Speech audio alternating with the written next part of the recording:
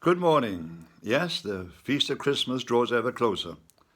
And yesterday, on the fourth Sunday of Advent, we are thinking about Mary and wondering about how she had gone through this 9 months, wondering with her how these events could possibly take place, wondering because she had no husband and yet she was pregnant, wondering how she could possibly get to Bethlehem for the birth of this child.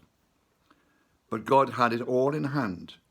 He knew exactly what the situation was.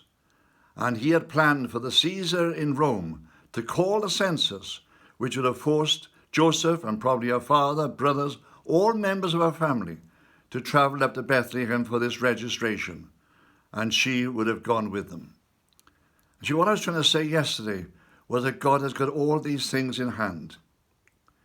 And the Jews, looking back on their history, are reminded over and over again about how God has these things in hand. Last week we were talking about the great Feast of Passover and how God had turned against the Egyptians and eventually by the killing of the firstborn sons, a most fantastic thing to happen. They were driven out of Egypt. The Egyptians said, "Get out and get out immediately. We don't want you in this country for another day. Get out and get out now." They had to get out so quickly that they didn't have time to break their bread properly. They were carrying with them unleavened bread. And we get the great Feast of Unleavened Bread following immediately after the Feast of Passover. So the Jews today keep the Feast of Passover. But immediately after, the day after Passover, is the first day of the Feast of Unleavened Bread, when they remember these events as they traveled with Moses through the wilderness, having been cast out of Egypt, until finally they came to the Red Sea, which they couldn't cross, and suddenly found that the Egyptians, having gone through the state of mourning for their dead, becoming angry about what had happened, were now following them with an army. And you all know the story about how Moses stretched out his rod over the sea, and the sea parted, and they were able to cross over on dry land. But when the Egyptians tried to follow them, the waters came back on them again and killed them.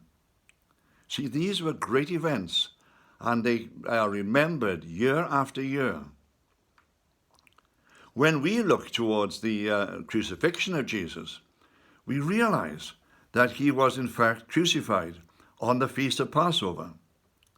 But there was confusion in the church, and I've mentioned this before, but it's good to remind ourselves again.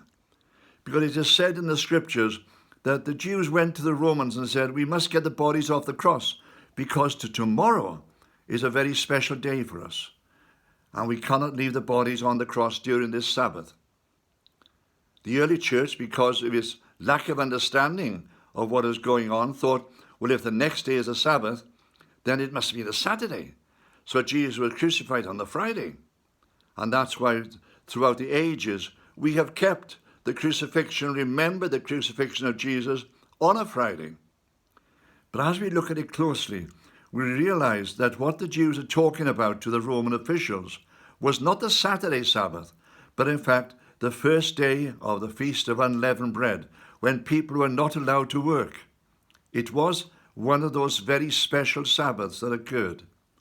And that is why the bodies were taken off the cross before 6 o'clock in the evening, when in fact this special day would have started. And so when we look at the death of Jesus, we are shown once again that it probably took place, as far as we can tell, on a Wednesday, not a Friday, on a Wednesday. And then, of course, on the Thursday, well, that would have been the beginning of this celebration of the Feast of Unleavened Bread, which would have taken 7 days.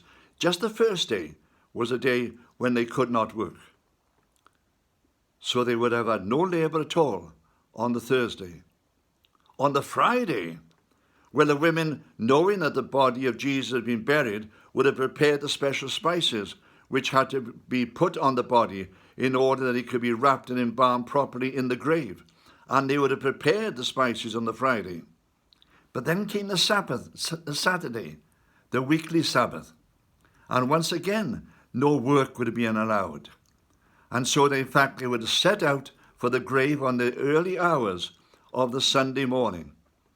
So he died on the Wednesday, and as he said, 3.5 days later, he rose from the dead, because when they got to the grave, they found the grave empty, and the stone, in fact, rolled away. So as we celebrate these events, we remember them and we thank God for them, because they show us what has happened in the past, and we celebrate what's happening in the past.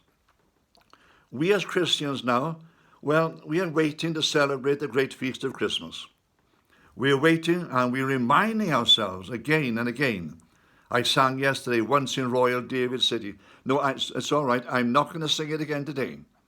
But I just want to point out that we must keep these Christian festivals, because they are a reminder to us of these great events that have taken place.